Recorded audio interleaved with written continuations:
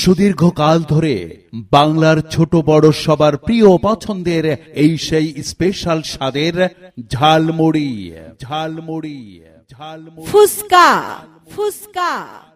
বেলপুরি বেলপুরি সারা বাংলাদেশের সুপরিচিত ইয়াসিন ভাইয়ের ১ নম্বর স্পেশাল খেতে দুর্দান্ত মজাদার স্বাদের ঝালমুড়ি ফুসকা বেলপুরি এখন আপনার এলাকার হাটে বাজারে গ্রামে গঞ্জে এলাকায় এলাকায় মহল্লায় মহল্লায় অলিতে গলিতে। ও খালা